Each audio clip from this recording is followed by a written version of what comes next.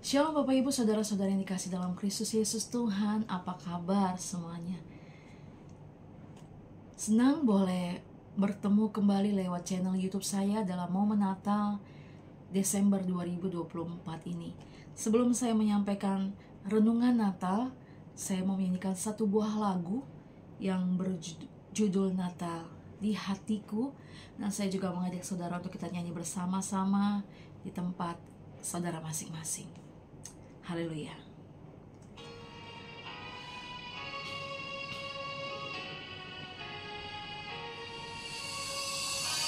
Terima kasih Bapa.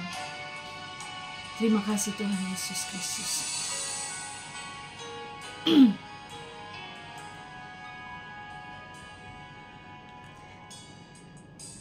Seperti palungan, layakkanlah hatiku menyambutmu Tuhan. Seperti emas kemenyan dan mur, biar hidupku berkenan padamu. Seperti palungan, layakkanlah hatiku menyambutmu Tuhan. Seperti emas kemenyan dan mur, biar hidupku berkenan padamu. Sebab Natal tak akan berarti tanpa kasih-Mu. Lahir di hatiku hanya bersamamu, Yesusku, rasakan selalu.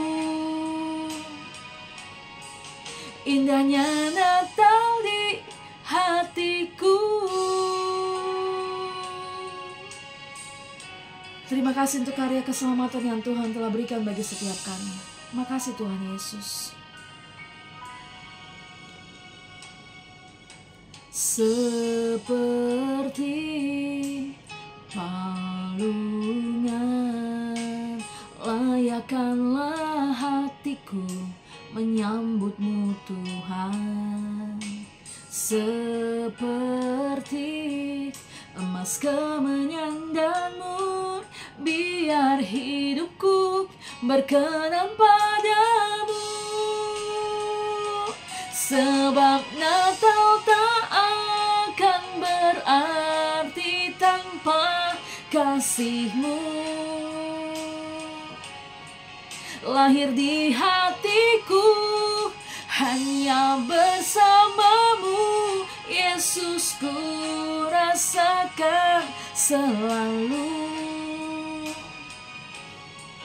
Indahnya Natal di hatiku. Sebab Natal tak akan berarti tanpa kasih-Mu. Lahir di hatiku hanya bersamamu, Yesusku, rasakan selalu. Indahnya Natal di hatiku. Kami mengucap syukur Tuhan. Kami berterima kasih Tuhan untuk karya keselamatan yang Tuhan telah berikan, untuk kelahiran-Mu dalam hidup kami. Jadikan setiap kami menjadi pribadi yang berkenan, yang menyenangkan hari Tuhan, menjadi saksi dan terang Tuhan. Haleluya.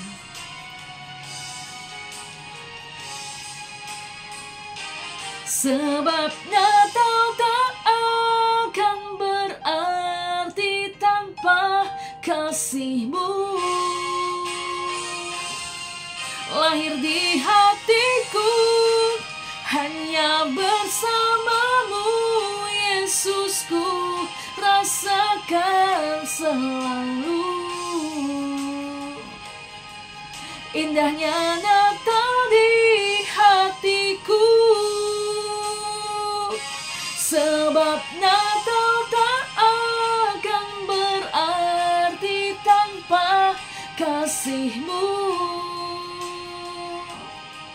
lahir di hatiku, hanya bersamamu Yesusku, rasakan selalu. Indahnya Natal di hatiku, indahnya Natal di hatiku, indahnya Natal di hatiku.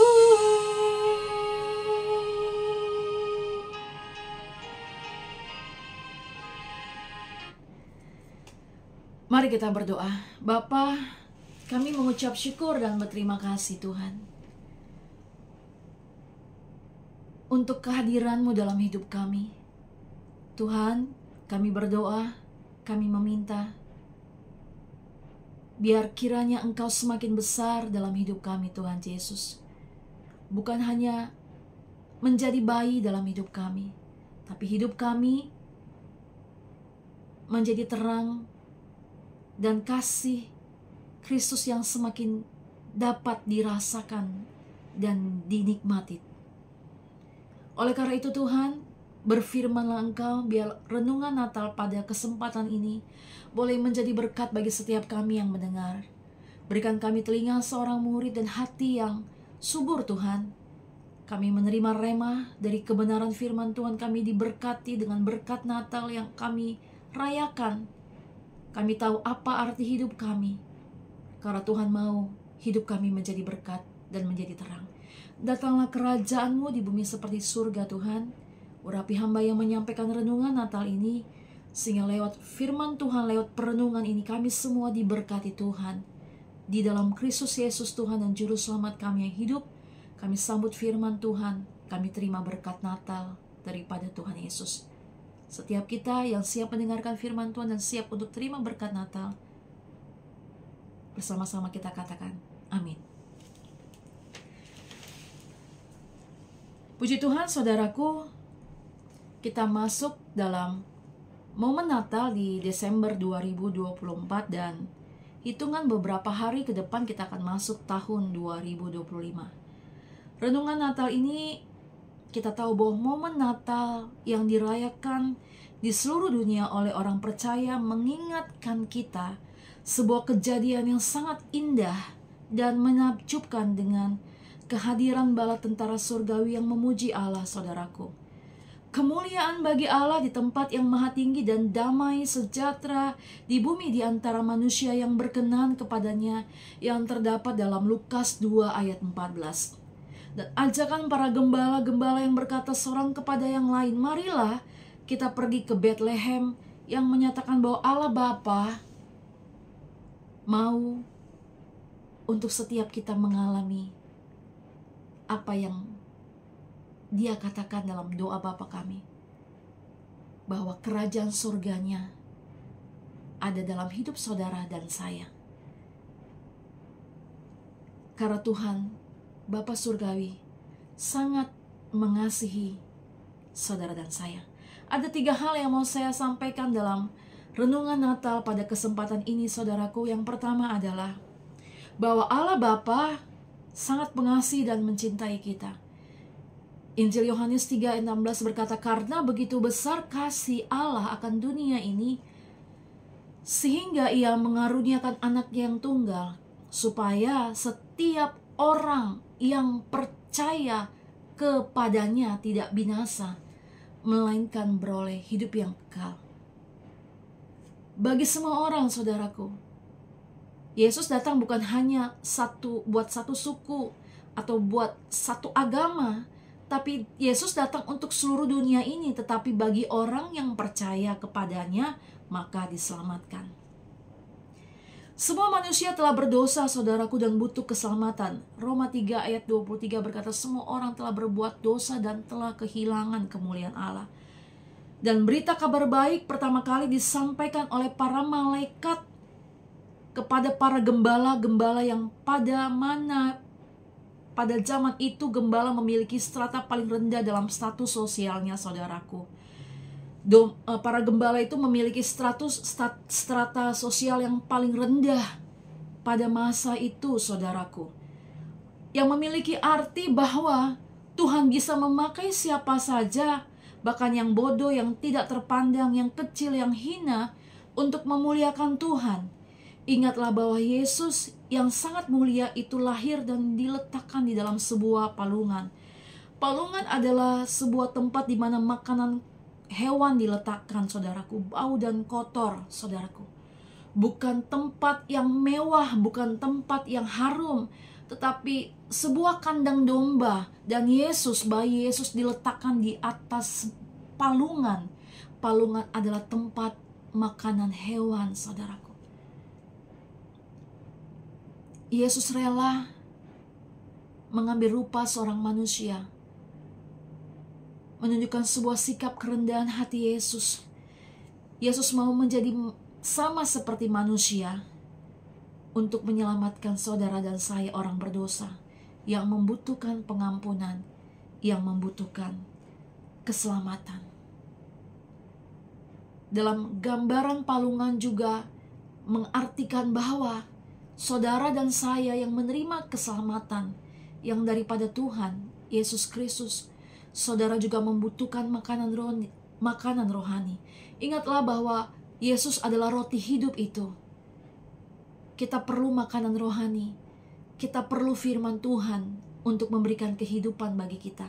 Saudara dan saya mungkin dalam sehari makan 2-3 kali, mungkin ada yang sampai 4 kali.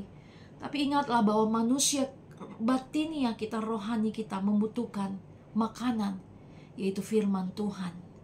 Dan Yesus hadir dalam hidup saudara sebagai roti hidup yang memberikan makanan, sehingga saudara dan saya satu hari juga akan memiliki kehidupan kekal bersama Dia nantinya. Poin kedua, saudaraku, berbicara juga mengenai bahwa para malaikat yang berkata kemuliaan bagi Allah di tempat yang maha tinggi dan damai sejahtera di bumi, memberi arti lewat kelahiran Yesus Kristus ke dunia ini, manusia diperdamaikan dengan Allah Bapa. Sejak manusia pertama kali jatuh dalam dosa, manusia kehilangan kemuliaan Allah, bahkan manusia diusir dari Taman Eden, saudaraku. Bahkan yang hanya bisa berkomunikasi dengan Allah Bapa hanya para nabi-nabi, hanya para orang-orang khusus, para imam-imam. Itu pun sekali setahun dan membawa korban, saudaraku. Dan apabila imam itu kedapatan berdosa, maka dia akan mati di tempat. Hanya sebagian orang dari suku tertentu yang dapat menaikkan persembahan. Tetapi melalui kelahiran Yesus, melalui penebusan Yesus di atas kayu salib, Alkitab menceritakan, menyampaikan firman Tuhan berkata bahwa tidak ada lagi yang menjadi penghalang. Bahkan tabir bait Allah itu terbelah dua, saudaraku, yang berarti siapapun kita dapat langsung berkomunikasi kepada Yesus, saudaraku. Di sini dikatakan damai sejahtera adalah damai yang utuh, damai yang lengkap. Dalam bahasa Ibrani-nya adalah eirene. Damai yang utuh, damai yang lengkap, yang artinya saudara dan saya pertama-tama diperdamaikan dengan Allah Bapa melalui penebusan Yesus di atas kayu salib, melalui karya keselamatan yang Tuhan nyatakan di atas kayu salib dengan pengorbanan anaknya yang tunggal, saudaraku.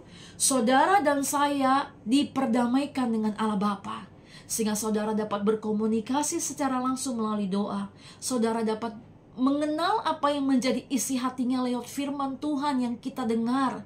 Bahkan pada saat kita mendengarkan firman Tuhan, iman kita dibangkitkan. Karena Alkitab mengatakan iman timbul dari pendengaran, pendengaran akan firman Allah. Oleh karena itu sekali lagi, seperti poin yang pertama, saudara dan saya butuh makanan rohani, butuh roti hidup itu yang memberikan saudara dan saya kehidupan. Poin dalam arti damai yang utuh yang kedua, poin yang kedua dari damai yang utuh dan damai yang lengkap itu adalah saudara berdamai dengan diri saudara sendiri. Saya dan saudara berdamai dengan diri sendiri, yang artinya saudara mengetahui apa arti hidup saudara dan saya di dunia ini. Tidak lagi berkata, Untuk apa saya hidup di dunia ini? Apa arti hidup saya? Saya nggak berguna. Itu tidak boleh ada dalam kamus hidup orang percaya yang merayakan Natal. Saudara harus tahu, saudara harus percaya, dan saudara harus yakin bahwa hidup saudara adalah untuk jadi terang, untuk jadi saksi Tuhan, untuk jadi berkat, dan untuk menikmati kasih karunia yang Tuhan berikan dalam kehidupan setiap kita, saudaraku. Kalau kita berdamai dengan diri kita sendiri, maka itu akan memampukan kita bersyukur. Kita dapat bersyukur. Ingatlah saudaraku, bahwa bangsa pilihan Tuhan selama 40 tahun di padang gurun itu karena dosa persungut-sungutan. Apabila kita berdamai dengan diri kita sendiri, maka dijauhkanlah kehidupan orang percaya dari persungut-sungutan, saudaraku. Poin yang kedua artinya dengan kita berdamai dengan diri kita sendiri, kita tidak menjadi orang yang membandingkan hidup dengan orang lain dalam arti yang negatif. Kita tahu keberadaan kita. Kita tahu esensi nilai dari kehidupan kita. Bahwa rancangan Tuhan adalah rancangan damai sejahtera dan bukan kecelakaan, melainkan rancangan masa depan yang memberikan hari depan yang indah, cerah dan penuh pengharapan, saudaraku. Berdamai dengan diri sendiri, dan yang ketiga adalah berdamai dengan sesama kita. Bahkan saudara dan saya masuk dalam sebuah level mampu memberkati orang-orang yang menyakiti hati setiap kita. Ingatlah bahwa Yesus pun di atas kayu salib, Dia mengajarkan kita mengenai mengampuni. Dia berkata kepada salah satu penjahat yang ada di sampingnya, "Hari ini juga engkau bersama-sama dengan aku di Firdaus. Ampunilah mereka Tuhan, sebab mereka tidak tahu apa yang mereka perbuat." Saudara dan saya harus masuk dalam sebuah level mampu mendoakan dan memberkati orang-orang yang menyakiti hati saudara dan saya. Itulah momen Natal, itulah makna Natal, bahwa saudara dan saya mengalami dan menerima damai yang utuh, damai yang lengkap itu, saudaraku. Dan dalam perjalanan kehidupan kita, ingatlah bahwa Dia adalah Tuhan yang tidak pernah meninggalkan setiap kita. Sekalipun mungkin mata kita gak melihat secara langsung, secara kasat mata. Tapi Yesus dalam ketaatannya sampai mati di atas kayu salib, kemuliaan itu Tuhan nyatakan. Dan Tuhan juga mau bagi setiap kita, saudara dan saya, kita menghidupi kebenaran itu, kita taat dan melakukan firman Tuhan, sehingga kemuliaan itu dapat kita nikmati, saudaraku. Poin yang ketiga dalam renungan Natal pada kesempatan ini adalah dalam berkat Natal yang Tuhan berikan bagi kita orang percaya Kristen, yang artinya pengikut Kristus. Hidup kita haruslah menjadi saksi Tuhan. Hidup kita di mana Tuhan mau untuk saudara dan saya menjadi berkat. Bahkan melalui kejadian-kejadian pahit yang pernah kita alami itu, Tuhan mau pakai, Tuhan mau jadikan menjadi sebuah kesaksian yang indah untuk kemuliaan namanya. Tuhan berkata Dia adalah Allah yang Immanuel, yang menyertai kita sampai kesudahan. Dia adalah Allah yang Immanuel. Namun bukan berarti penyertaan Dia yang adalah Immanuel, bukan berarti semua berjalan mulus saja, saudaraku. Bukan berarti tidak ada persoalan, bukan berarti tidak ada tantangan, bukan berarti tidak ada perjuangan. Tuhan senang kepada orang-orang yang bersemangat, Tuhan senang kepada orang-orang yang gigih, Tuhan senang kepada orang-orang yang bergairah, Tuhan senang kepada orang-orang yang bersemangat untuk meraih masa depannya. Ingatlah bagaimana Yesus pun waktu datang ke dunia, bukankah Bapa sendiri yang mengutusnya? Karena begitu besar kasih Allah akan dunia ini, sehingga aku mengaruniakan anakku yang tunggal. Sehingga Ia mengaruniakan anaknya yang tunggal. Berarti ada penyertaan Allah Bapa kepada pribadi Yesus. Tapi bagaimana dalam perjalanan kehidupan Yesus selama Yesus ada di dunia ini? Bahkan dia ditolak oleh bangsanya sendiri, saudaraku. Dia dihina, dia dicaci, bahkan dia dilempari dengan batu, dia dirajam, saudaraku. Bahkan rupanya tidak lagi seperti rupa manusia. Alkitab menceritakan, menyampaikan bagaimana keberadaan Yesus pada saat itu, saudaraku. Allah Bapa menyertai dia, saudaraku. Bagaimana perjalanan kehidupan Yusuf dan Maria pada saat Maria mau melahirkan Yesus? Bukankah di dalam kandungan Maria ada Yesus, Allah kita, Immanuel itu ada. Yesus itu ada dalam rahim daripada Maria. Tapi bagaimana Maria mau melahirkan, tidak ada satu tempat pun yang menerima, sampai akhirnya bayi Yesus itu lahir di dalam sebuah kandang domba dan diletakkan di atas palungan. Palungan tadi berbicara mengenai tempat makan hewan, bau kotor, Tuhan, bau dan kotor. Tapi Tuhan kita yang adalah Juru Selamat itu, dia rela menjadi manusia untuk menyelamatkan saudara dan saya. Bagaimana Musa diutus untuk membawa bangsa pilihan keluar dari tanah Mesir. Perjalanannya cukup panjang, saudaraku. Bagaimana penyertaan Tuhan menyertai bangsa pilihan. Pada siang hari ada tiang awan, pada malam hari ada tiang api, setiap pagi ada roti mana. Kasut mereka nggak pernah lecet, saudaraku. Sepatu mereka nggak pernah usang.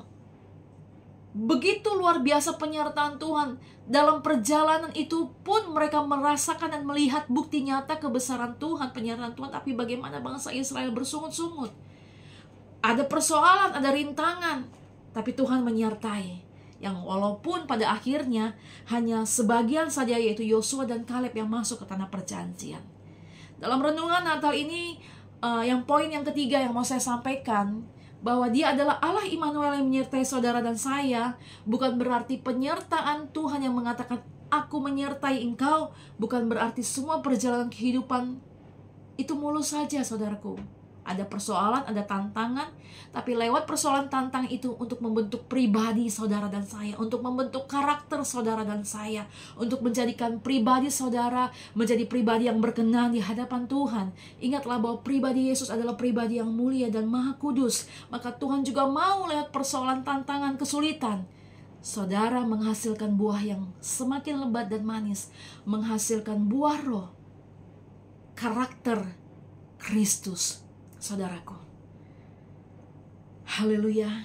Yesus berkata dalam Yohanes 10 ayat 10b, aku datang supaya mereka mempunyai hidup dan mempunyai dalam segala kelimpahan. Kita bisa mengganti kata mereka dengan kata saya. Yesus datang dalam kehidupanku untuk saya mempunyai hidup dan mempunyai dalam segala kelimpahan, baik rohani, jasmani, dan materi. Apa yang menjadi kebutuhan, keperluan saudara dan saya, kita percaya sebagaimana doa Bapa kami, datanglah kerajaan-Mu Tuhan di bumi seperti di surga.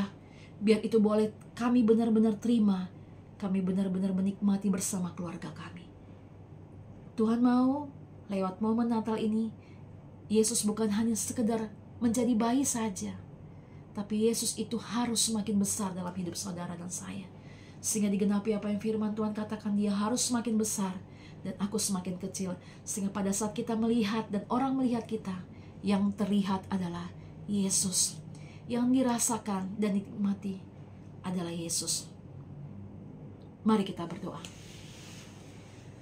Bapa, kami mengucap syukur dan berterima kasih hanya kepadamu Tuhan Yesus. Terima kasih untuk renungan Natal ini Tuhan. Kami bersyukur, kami berterima kasih meteraikan setiap kebenaran firman-Mu dalam kehidupan kami Tuhan.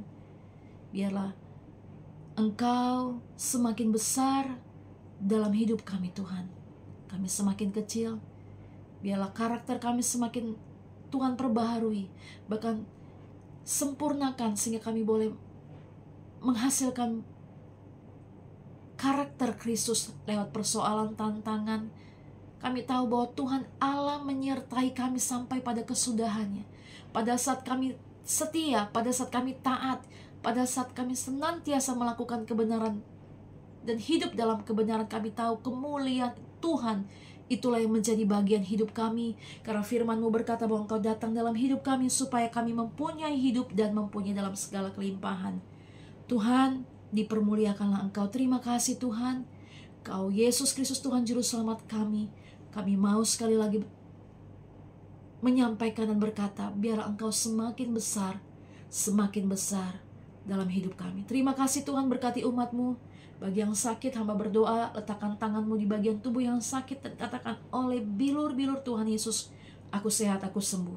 Yang berdoa untuk masalah ekonomi, Tuhan memberkati, biar Tuhan yang membukakan dan pertemukan dengan orang-orang yang tepat, dan pertolongan Tuhan untuk setiap persoalan, untuk setiap tantangan, membuat kami menjadi pribadi yang semakin takut dan gentar di dalam Tuhan.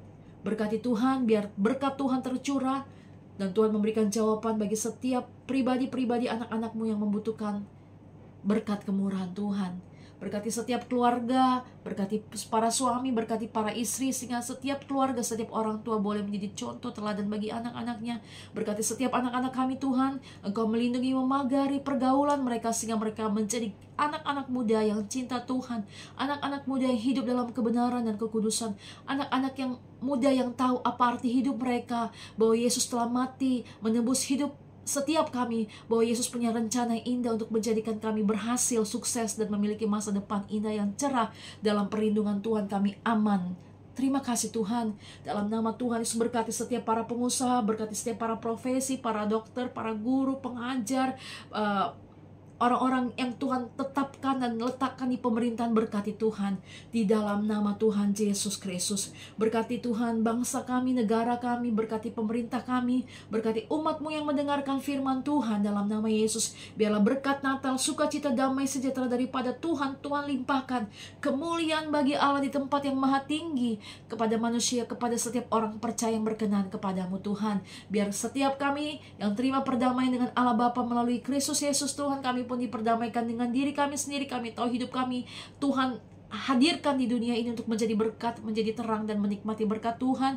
Bukan kami melepaskan pengampunan kepada orang-orang yang menyakiti kami Tuhan. Kami masuk dalam level sebagaimana Tuhan ajarkan. Ampunilah segala kesalahan kami seperti kami juga telah mengampuni orang yang bersalah kepada kami. Dan Tuhan telah memberikan kami berkat Natal itu Tuhan. Terima kasih Bapa. Terima kasih Tuhan Yesus. Kami tahu Tuhan adalah Tuhan yang Immanuel, yang menyertai kami. Pada saat kami berjalan dalam hidup dalam ketaatan, kemuliaan Tuhan menjadi bagian kami. Bahkan apa yang tidak pernah kami lihat, tidak pernah kami dengar, tidak pernah timbul dalam hati kami, firman-Mu berkata bahwa Engkau akan memberikan kepada setiap kami yang mengasihi Engkau Tuhan. Dan Engkau juga memberikan apa yang menjadi keinginan hati kami, sehingga kami boleh menceritakan dan terus menceritakan dan terus menyaksikan akan kebaikan, keajaiban, kemurahan-Mu, berkat-berkat-Mu. Terima kasih Bapa. Berkati setiap umat-Mu hanya di dalam nama Tuhan Yesus. Berkati setiap keluarga yang mendengarkan firman Tuhan, setiap pribadi yang mendengarkan firman-Mu Tuhan. Berkati juga hamba yang menyampaikan firman Tuhan. Kami semua diberkati dengan berkat Natal yang daripada Tuhan dalam nama Yesus. Dan kami siap menyambut dan masuk dan menduduki tahun baru dengan kemenangan, dengan kesehatan, dengan sukacita dan berkat-berkat Tuhan yang semakin melimpah. Hanya dalam nama Bapa, Putra, Roh Kudus, dalam nama Yesus. Terima berkat Tuhan. Kami berdoa dan mengucap syukur. Terima kasih Tuhan Yesus. Amin. Selamat Natal buat kita semuanya. Shalom. God bless.